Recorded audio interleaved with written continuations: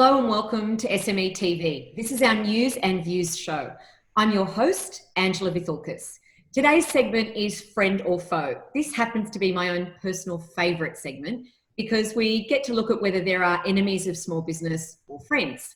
And of course, today we're going to look at two parts of the financial burden that SMEs face right now, and that's the implication of the Mandatory Tenancy Code and the impact and high probability of trading while you very well could be insolvent. Please remember to subscribe to our YouTube channel and to support us and all SMEs, and you can share, like and comment at any time. Joining me today to tackle Friend or Foe is Richard Mitry, Partner at Mitry Lawyers. Hi, Richard. Hi. And of course, another great friend of SME TV is Mohammad Najjar, Principal at Chifley Advisory. Welcome to you as well. Hi, Angela. So this is slightly a complicated, connected topic here that we're looking at, Mandatory Tenancy Code. I am going to start with that, but it's interesting because at the moment we're constantly being told that SMEs are facing unprecedented times and that we're anxious, and every day we're dealing with financial and legal hardships, Richard, that somehow we thought we'd never face before. Our Prime Minister announced a few weeks ago the Mandatory Tenancy Code, and Richard, it's legislation now. What does that actually mean for us? And is it different state by state, or it's the same across the board in Australia?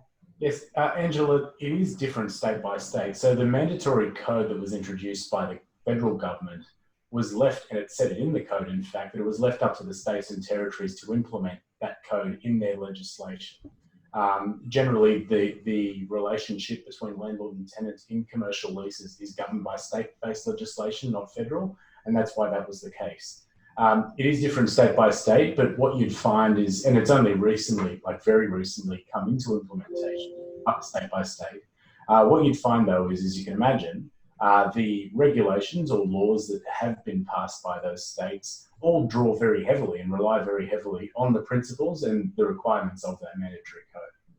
So just give us quickly some of the top level issues that are in the code that are meant to be signed off both on the landlord and the tenant. Yep. You can't terminate the lease during this time. Yeah, so that's one. So I guess it's very important to express two things. It doesn't apply to every landlord and tenant relationship. It's a commercial tenancy. It only applies to two things. One is where the impacts are in fact COVID-19 related, where the economic impacts are related to the pandemic.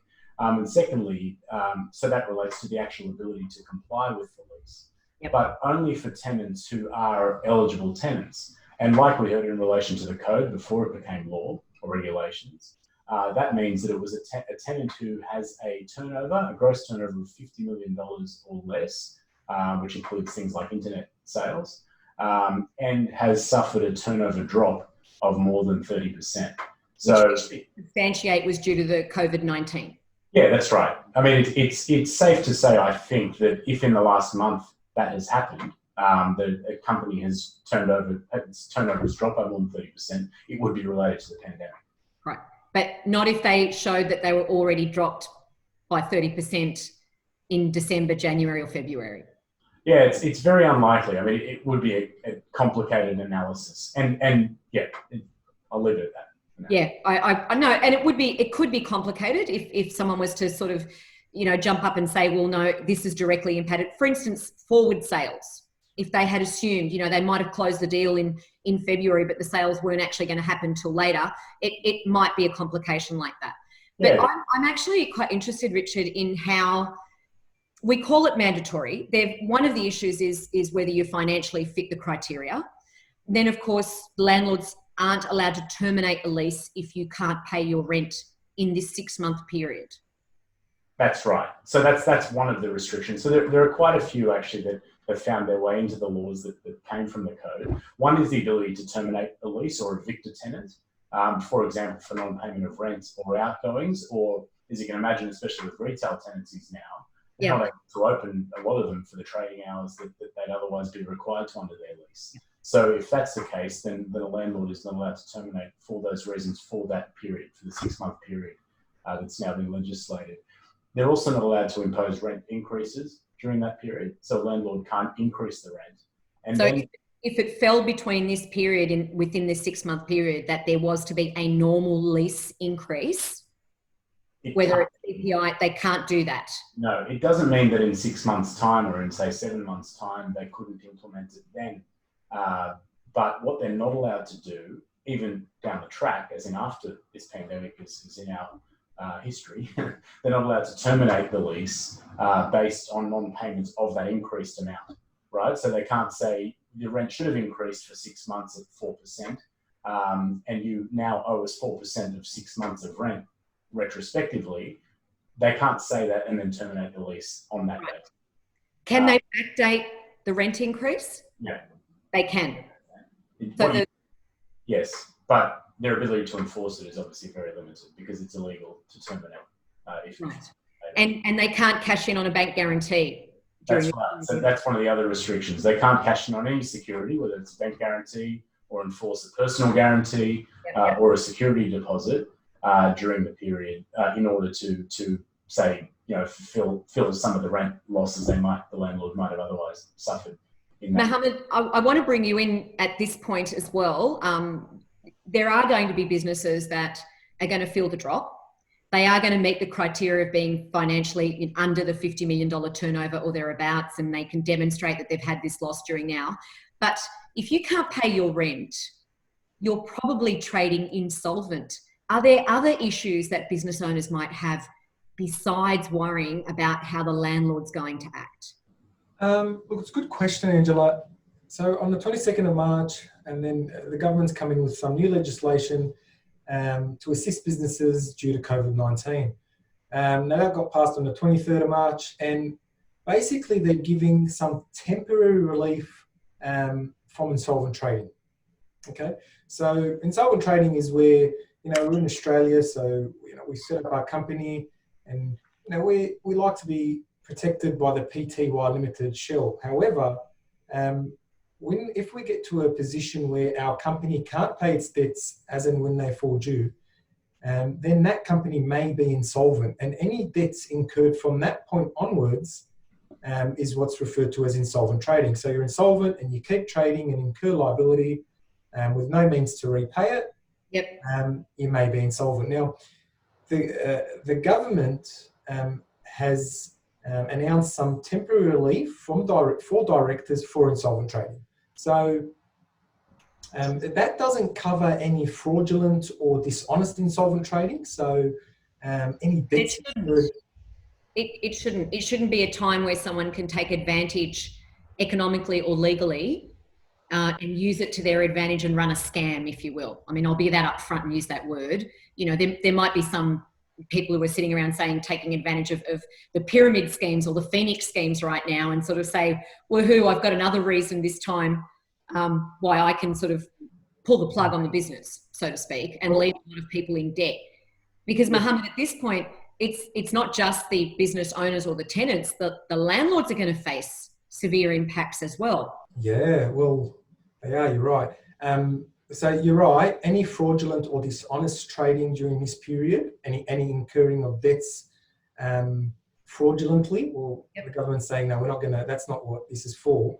If I'm a business now and look, I'm not sure, am I insolvent, am I not insolvent, business has just been devastated, to me, I'd sort of be, okay, well, I'm in a more comfortable position now where I know that in a few months' time or a year's time, if I end up going into liquidation and this law is still in effect, well, then from 23rd of March onwards, or the date the government announced this, whatever debts incurred after that, there's a temporary relief from insolvent trading. So I think that's two things as well. A lot of companies now, a lot of other businesses in the marketplace also need to be wary of, okay, well, the person that I'm dealing with, are they insolvent? So that's the other side of that coin, isn't it? Because you don't know what the other person is doing. Yeah, that's right. Because insolvency law is great in Australia. So, it's there to protect, to provide consumer confidence while also maintaining integrity in the marketplace. So if you're dealing with someone, you've done all this work for them, and they know that from March onwards, whatever debts they incur, they're free from insolvent trading. Well, you've got to be careful who you're dealing with. So you might want to just know your client a bit more. So whether it's, doing a few Google searches, having a look at, some of their financial information if available. Asking around. Richard, I've been contacted by, unfortunately, a lot of small businesses who are in a very difficult situation because they either can't have conversations with their landlord, or on the flip side, I have small business owners who have self-managed super funds and own property, and they're the landlord, and they can't have any conversations with their tenants. So there's two sides to this terrible situation that we're all placed in. But I am still getting the questions from the SMEs.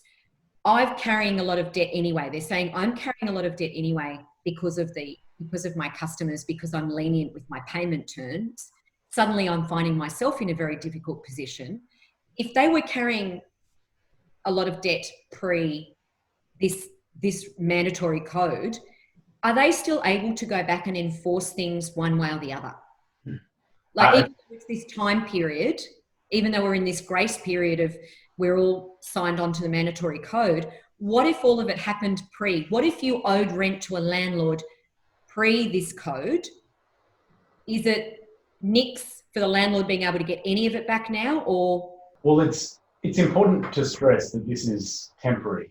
The legislation and the regulations that have been passed because of the code will not apply forever.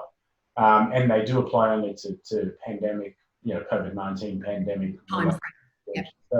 So yes, but one thing that has been stressed by the federal government, and it seems to have found its way into the laws, is that every solution, the idea is that the landlord and the tenant both work together to find the solution to get them both through this crisis. And that involves a number of things, but one of them is recognition of the structure and perhaps the debt structure or debt loads of each of those businesses, and trying to work out something that's mutually suitable.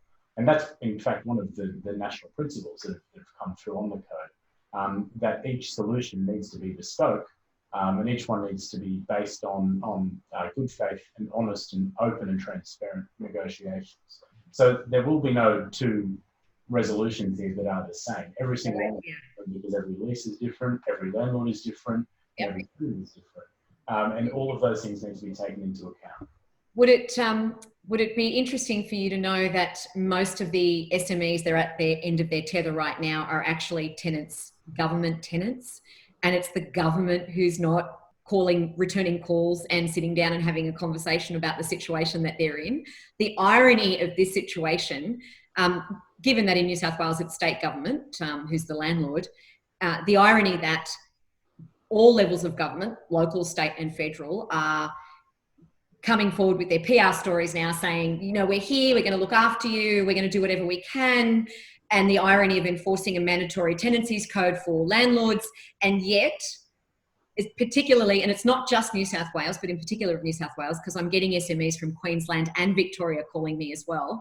It's the state government landlords in those independent states that are not talking to their tenants. They haven't returned phone calls. They're not returning emails. They're just letting them, I'm calling it angel gear, where these, and mostly hospitality tenants, they've had to close because they don't do takeaway, so they're restaurants, they've had to close, they can't pay their rent. The landlord is still sending them statements saying that you owe the rent, and they're asking me, what should we do? The first thing that I'm saying to them, Richard, is talk to your lawyer, because you need to make sure that you're observing whatever the new legislation code enforces, that minimum that you have to do. Would you say that they have to go through the process of attempting to reach out to their landlord over and over again? And then if the landlord chooses not to respond?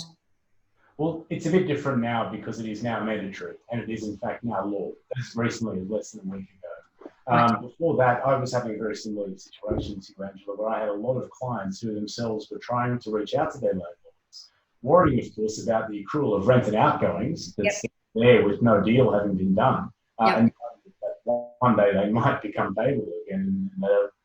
Nobody wants to end up in a situation in 6 months where you've had 6 months of rent and outgoings, where you've had no income, and suddenly you end up with a bill for half a year's rent. Right? That would send many. I'm still concerned that will send many businesses his life into insolvency.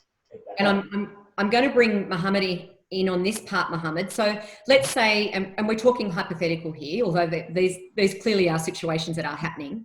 You're a business who's had to close because, again, I'll use hospitality, whether you're a club, pub, restaurant, or any of those businesses that might be in a shopping centre, mostly retails, where there's no foot traffic, so they're closing because there's no other way around it. Now, whilst the tenancy code here might give them temporary reprieve, there's no guarantee that a landlord's going to forgive any rent, only that they might defer it, or that they have to negotiate some kind of better outcome. But what happens in 6 months' time, Mohammad, when a business faces themselves with what could be $300,000 or $400,000 or $500,000 worth of debt? Because it's not just the rent, there are other fixed costs that are going to come into play. They're never going to get out from under that debt, Mohammad. What's going to happen there? We're going to see tough calls. That's a good question. The best advice I can usually give is just work closely with your accountant, work closely with your lawyer. There's so many options out there to get out of a situation where you think you might be in a pickle. For the time being, there's if you owe someone money and you can't pay it, and they're in their own right, they want to get their money back. That's right. There's been a temporary increase from $2,000 to $20,000 for corporations, and for individuals $5,000 to $20,000. So what that means is, if you want to issue a stat demand to get your money back, or someone that you owe money to wants to issue you with a stat demand, the minimum used to be $2,000, now it's $20,000. In addition to that, the period to comply with that statutory demand usually was 21 days. Now it's 6 months. Right. So, that's going to give people just that breathing space. If you owe money and they're knocking at your doors, this new government initiative, again, it is temporary, has increased that period to comply with that statutory demand up to 6 months, where it used to be 21 days. If you haven't complied, under the old legislation, if you haven't complied with the stat demand in 21 days, you're presumed insolvent.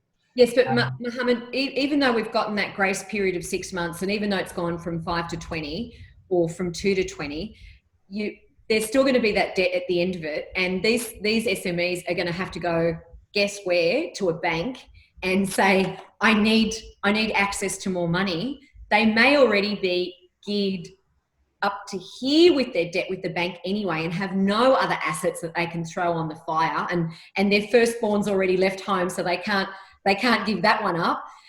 There's going to still be major issues, because there are going to be small businesses entering into a world of debt they never planned for, they can't underwrite, and is everyone just going to come into suddenly a very friendly payment plan for 10 years and negotiate that kind of an exit? Or are people going to sit down and say, I'm never going to recover from this, I'm going to have to either go into voluntary administration or try and sell the business and get whatever I can?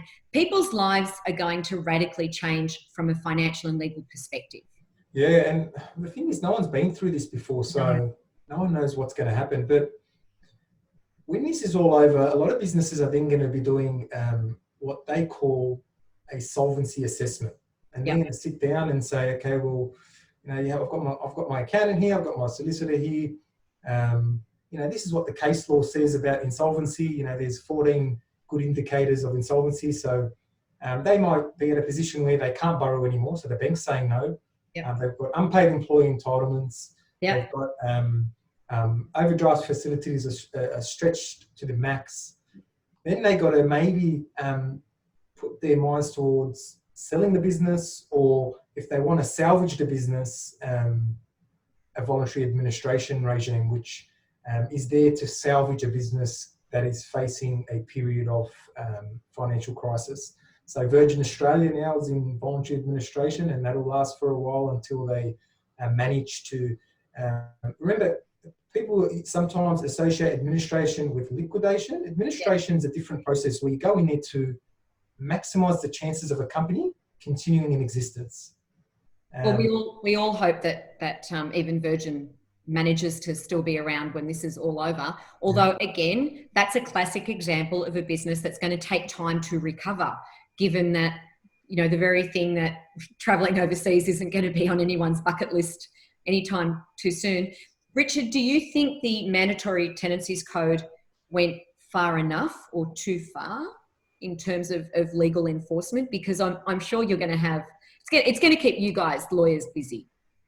Well, that's a difficult question, Angela, for this reason. I don't envy the people who had to come up with this code, because what they had to do was balance the interests of landlord and tenant. And keep everybody happy, big and small. Yeah. Exactly. And as you mentioned before, it's not just powerful against weak in this case. There are landlords who are small businesses because they may own one investment property, and that might be a retail shop, and now they're stuck. But of course they have debt, whether it's a mortgage that's deferred but still accruing interest and other outgoings, right? They're still stuck with it. So there was a balancing exercise there. It's hard to say for that reason that it didn't go far enough or it went too far.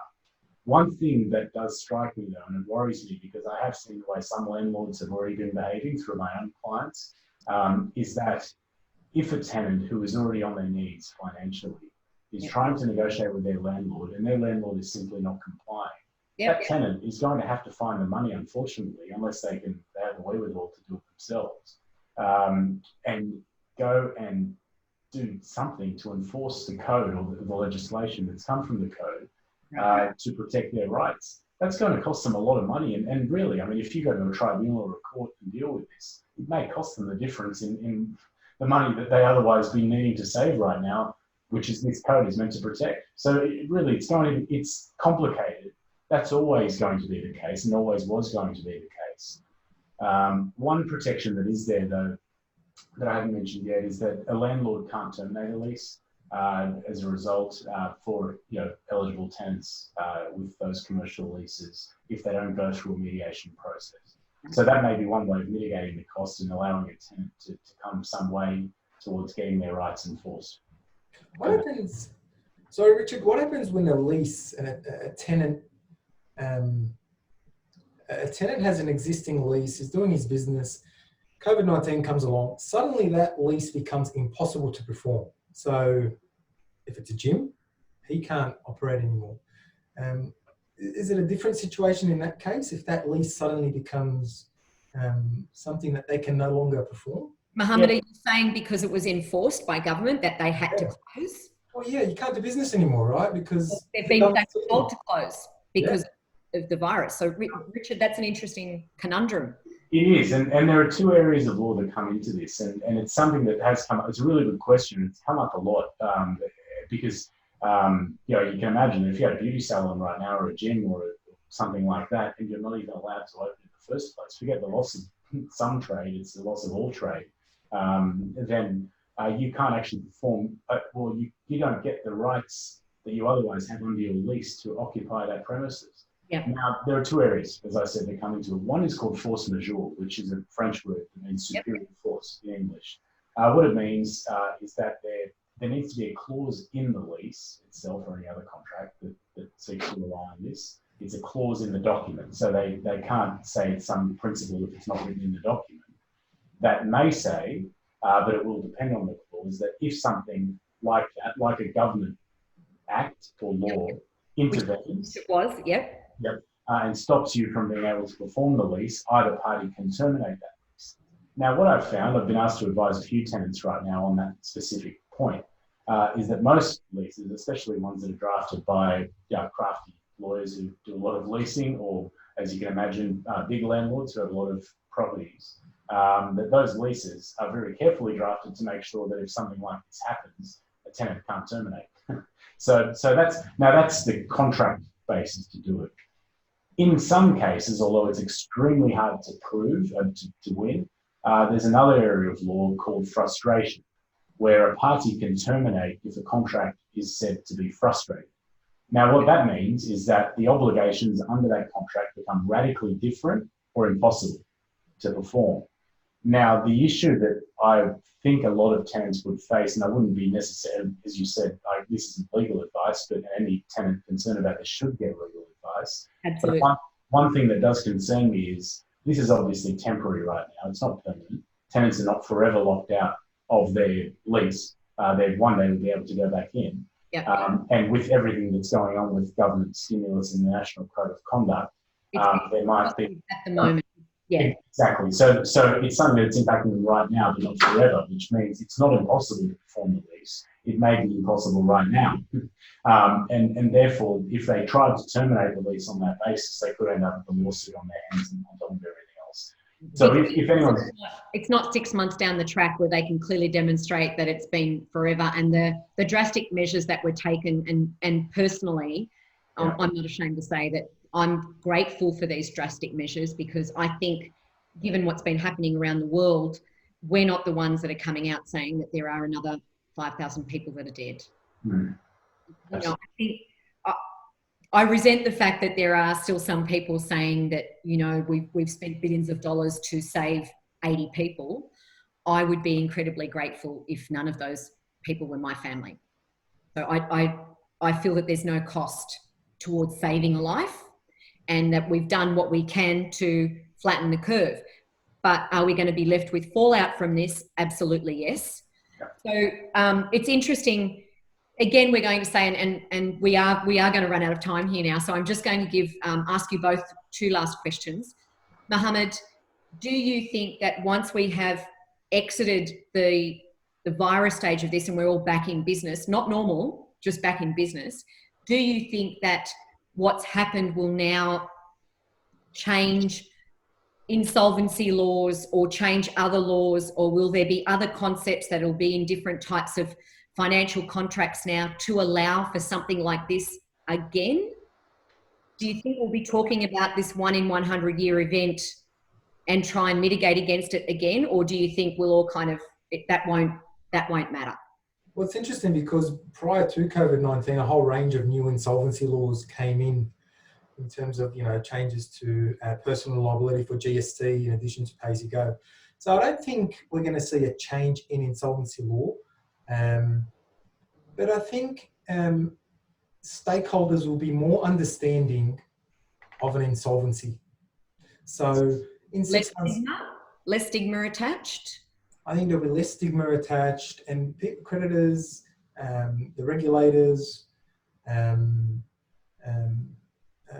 will be more understanding of an insolvency event. And I think that's going to go on for a while, because we haven't seen this before. No one knows how this is going to phase out, when it's going to finish.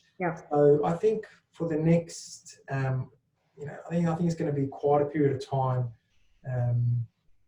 Your stakeholders are going to be more understanding in terms of the terms of trade and how they're doing business. So it's going to change the way we do business for a while. I think so. And as usual, Mohammad, you're always a little bit more positive about these dark financial moments that someone might experience. I don't know if it's popular amongst your colleagues, but every time I ever speak to Mohammad about a tough financial situation, he says, no, there's always ways around it. There's always ways out of it. I take that as a positive. Well, yeah, I think our system is, our insolvency laws and our system is there to, I mean, in addition to putting the bad guys away, we don't want to, you know, no one wants to deal with them, but, you know, for the mums and dad businesses that are struggling, there's always hope. There's always options available. It's just about getting that right advice, speaking to the right people. Absolutely. It always comes down to that. Richard, do you think you guys will be working, and by you guys, I mean your entire legal fraternity, do you think you guys will be working overtime to be crafting up new leases moving forward that have this special clause like the insurance companies? Everything applies except in a pandemic. Yeah, I've already had retail tenants who are negotiating leases right now, believe it or not, trying to introduce pandemic inclusions, not exclusions, so that, for example, if there is a pandemic that impacts them like this again, they don't want to wait around for code of conduct to come into effect, or laws to protect them. They want it in their lease now. They want it spelled out, yeah. Exactly. Because there are other events that affect businesses in general, not just COVID-19. And I think one of those interesting situations is that we've already been through the massive bushfires and the droughts, etc. There are instances where it's affecting more than just that one business. It's whether it's a local impact, a statewide impact, or even just a countrywide impact. And our leases haven't reflected those moments. No, that's right. No, I haven't seen one lease. That's right. I haven't seen a lease yet that was signed prior to the COVID-19 outbreak that in any way really could protect a tenant, particularly. This might be a silver lining. Yeah, I certainly think it will be a silver lining. It's hard to think, although we could have said this about COVID 6 months ago, it's hard to think of anything that could be worse than this, right? Yeah. And anything that could be more unexpected than this. But I think I might know a few thousand businesses in Sydney that suffered under the light rail impact that would be thinking right now how they might change, how they wish their lease reflected that. Yeah, I can too. And we have run out of time, so I'm just going to wrap this up. And as usual, we never run out of things to say when it's friend or foe.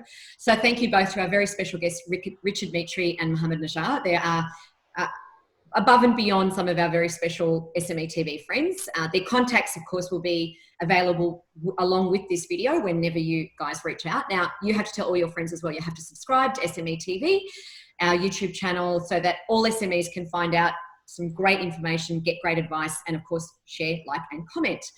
A huge thank you, of course, to the SMEA Association of Australia for making SME TV and podcast super channel, as we like to call it, possible. To reach us for any content ideas, get in touch with any of our guests, and to give us any hints on what you think might be a friend or foe in your business community, you can email us, and that's news@smea.org.au. And of course, we're right across the socials.